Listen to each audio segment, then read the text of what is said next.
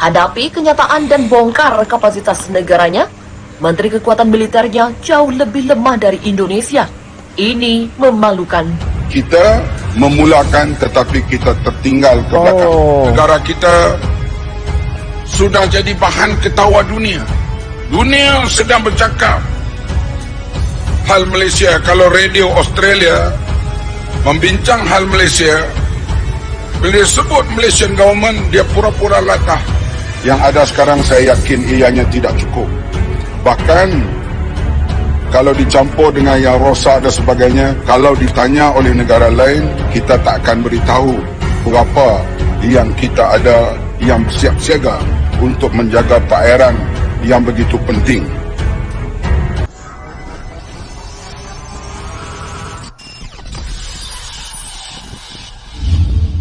Welcome to our channel. Lembaga pemeringkat kekuatan militer dunia Global Firepower atau GPG kembali merilis daftar peringkat militer terkuat di dunia tahun 2022. Tahukah kalian negara mana yang menyabet urutan teratas? Seperti biasa, Amerika Serikat masih memimpin, diikuti Rusia dan Tiongkok di belakangnya. Sedangkan Indonesia menempati peringkat ke-15. Meski demikian, ternyata alutsista Indonesia laris di luar negeri, bahkan diminati oleh negara yang peringkat militernya jauh di atas Indonesia. Seperti apa dan mengapa? Berikut penjelasan singkat terkait alutsista canggih buatan RI yang laris di luar negeri.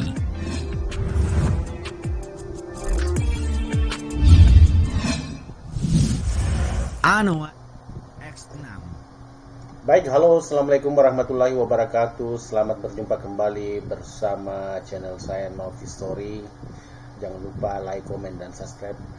Oke teman-teman, untuk kali ini saya akan mereaction bagaimana industri pertahanan Indonesia sudah sangat maju, tentunya bersama data dan fakta. Oke, untuk kali ini saya akan mereaction satu buah video dari data dan fakta tentang alutsista Indonesia yang laris manis di luar negeri.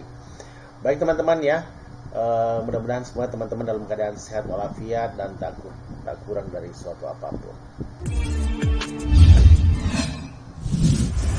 Anoa 6X6. Alutsista buatan dalam negeri layak untuk dibanggakan secara kualitas. Mengapa demikian? Tentu saja karena buatan sendiri harus diapresiasi. Dan yang kedua karena kelas mereka telah menyentuh skala internasional. Contoh paling nyata adalah Anoa 6X6. Apalagi Anoa 6X6 ini telah menekankan debutnya di kancah internasional kala ikut serta dalam misi perdamaian dunia PBB di berbagai negara seperti Lebanon, Afrika Tengah, dan Sudan. PT Pindad seperti yang tercantum dalam situs resminya hadir sebagai industri pertahanan dan mempunyai visi menjadi produsen alat pertahanan terkemuka di Asia melalui upaya inovasi produk dan kemitraan strategis. Adapun Panzer Anoa 6X6 telah diproduksi lebih dari 300 unit dengan berbagai varian, mulai dari Anoa 6X6 Mortal, Command, Amphibious, Recovery, APC, Ambulance, dan Logistics. Sementara itu, jenis Anoa 6X6 Amphibious dianggap sebagai yang paling laris, dengan spesifikasi mampu memuat 10 personel dan melakukan penjelajahan sejauh 600 km. Malaysia menjadi salah satu negara yang menyuplai alutsista ini dan memesan sebanyak 32 buah pada tahun 2013 dengan jenis yang berbeda-beda. Kerajaan Brunei Darussalam pun pernah memesan Anoa 6X6 sebanyak 45 unit. Selain itu ada pula Bangladesh, Irak, Nepal, Pakistan, dan Timor Leste yang masuk dalam jajaran negara peminat Anoa 6X6.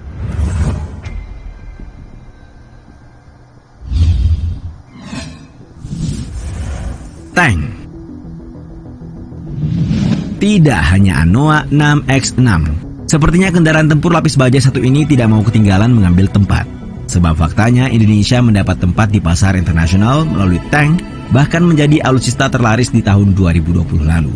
Meski mahal dan membutuhkan persediaan logistik yang banyak, tidak bisa dimungkiri bahwa tank adalah senjata darat paling tangguh dan serba bisa pada medan perang modern. Karena itu, kita akan membahasnya terutama fakta mengenai medium tank Harimau dan tank bot amfibi yang diminati oleh negara lain. Khusus medium tank Harimau, sejauh ini terdapat dua negara yang diketahui ikut memesan, yakni Filipina dan Ghana. Medium tank Harimau diproduksi PT Pindad hasil kerjasama dengan Turki Avanesas sejak tahun 2017. Harga per unitnya yang mencapai 101 miliar rupiah tidak menghalangi calon pembeli untuk memilikinya.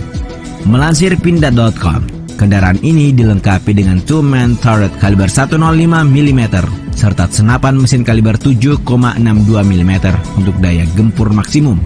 Sementara itu, tank bot amfibi buatan PT Lundin dipesan oleh Rusia pada tahun 2020 lalu, di mana pembelian satu unit tersebut dikonfirmasi langsung oleh Duta Besar Indonesia untuk Rusia, Wahid Supriyadi, melalui Warta Ekonomi.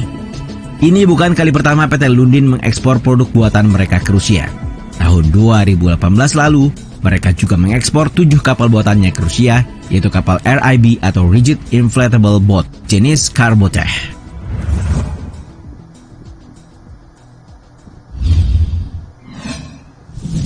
Pesawat CN-235. Karya anak bangsa lainnya yang patut diacungi jempol adalah pesawat jenis CN-235-220. Bagaimana tidak, buah dari hasil kerjasama antara PT Dirgantara Indonesia dengan konsesionis Aeronautikas SA tersebut juga diminati oleh berbagai negara di dunia. Pada tahun 2021, Menhan Prabowo Subianto menyerahkan satu unit pesawat jenis CN-235-220 kepada Angkatan Udara Republik Senegal. Hal ini patut dibanggakan karena sekaligus merupakan tanda kali ketiga Senegal membeli pesawat dari Indonesia. Korea Selatan menjadi negara yang paling banyak menggunakan karya anak bangsa ini dengan jumlah 12 unit, disusul Turki 9 unit, Malaysia 8 unit, dan Arab Saudi 7 unit. Terbaru, lebih dari 20 negara diketahui telah menggunakan pesawat CN-235. Prabowo mengonfirmasi bahwa beberapa negara seperti Afrika, Timur Tengah, Amerika Latin, serta beberapa negara Asia dan Eropa menyatakan minat terhadap pesawat jenis ini. Spesifikasi pesawat CN-235 adalah mampu menampung 40 penumpang dan bisa pula digunakan bagi penerjun komersial hingga sebagai pesawat patroli maritim. Bermodalkan 2 mesin turboprop, pesawat ini mampu mendarat di landasan yang pendek. Artinya, pesawat CN-235 mampu take off dan landing di landasan pacu non-aspal.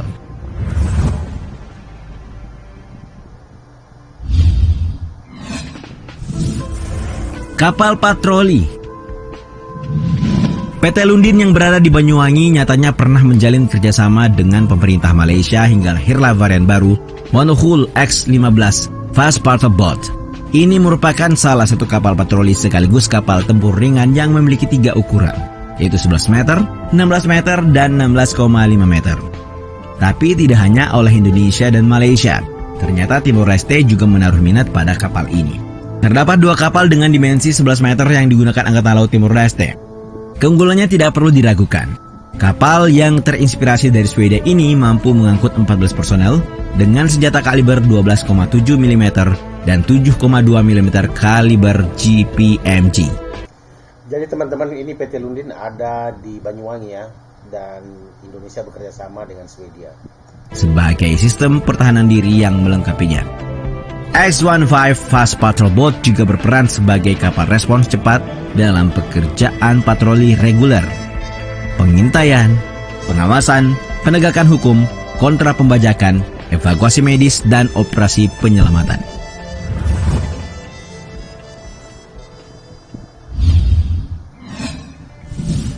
Senjata api Smoke Warhead 80 mm. Tidak cukup sampai di situ. Faktanya, Indonesia juga sudah melakukan sejumlah ekspor senjata api. Jenisnya pun beragam, mulai dari roket 80 mm yang diproduksi PT Sari Bahari Malang hingga pistol J2 premium milik PT Pindad. Pada tahun 2013, Sari Bahari Malang mengekspor kepala roket latih atau Smoke Warhead kaliber 70 mm ke Republik Chili.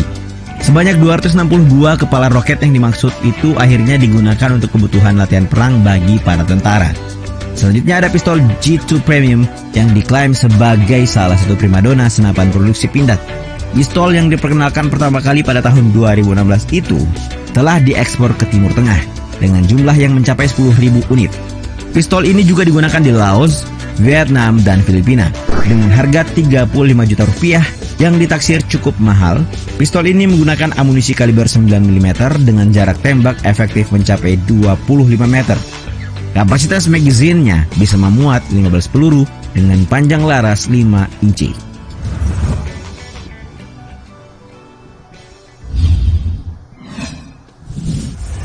Pesawat udara Nirawak atau punah. Melalui pesawat udara Nirawak yang dinamai Elang Hitam, Indonesia lagi-lagi menunjukkan kemajuan melalui karya anak bangsa. Drone ini merupakan hasil kolaborasi pembentukan konsorsium antara Badan Pengkajian dan Penerapan Teknologi atau BPPT, Kementerian Pertahanan, TNI Angkatan Udara, ITB, PT Dirgantara Indonesia, dan PT Land Persero, di mana nantinya ia berperan untuk mengawasi perbatasan yang difungsikan untuk pertahanan dan keamanan wilayah Indonesia. Bisa terbang selama 24 jam dan mencapai ketinggian 9.000 meter. Elang hitam ini pertama kali ditampilkan pada Desember 2019. Namun karena pandemi COVID-19, Punah Mel Elang Hitam dijadwalkan terbang pertama pada tahun 2020, diundur ke akhir 2021. Selain dilengkapi kamera dan radar, nantinya drone yang memiliki panjang 8 meter dan lebar 2,5 meter ini juga akan dilengkapi dengan rudal. Jika sesuai target, rencananya drone dioperasikan pada tahun 2024 setelah mendapatkan sejumlah uji sertifikasi. Lebih dari itu, sudah ada kabar bahwa beberapa negara telah meliriknya.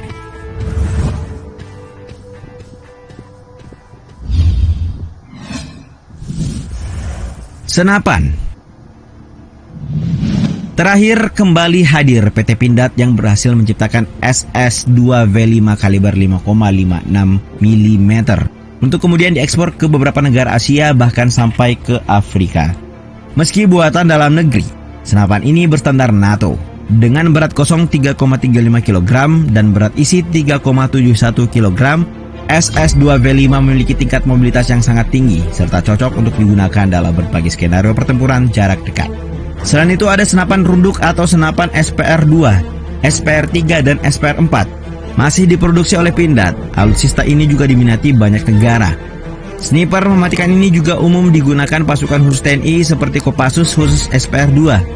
Spesifikasinya mampu menjebol baja setebal 10 mm dari jarak 2 km dalam waktu 3 detik, dan ini juga sudah diekspor sampai ke Fiji.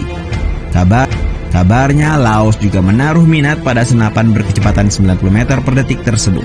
Cukup membanggakan karena karya anak bangsa dapat diterima dan diapresiasi hingga ke berbagai negara di dunia. Baik teman-teman, terima kasih banyak untuk teman-teman semuanya yang sudah mensupport channel kami ya, Novi Story. Dan jangan lupa juga data dan fakta disupport ya dengan like, komen, dan di subscribe tentunya, agar kami lebih semangat lagi untuk memberikan informasi-informasi serta yang mengedukasi buat kita semuanya.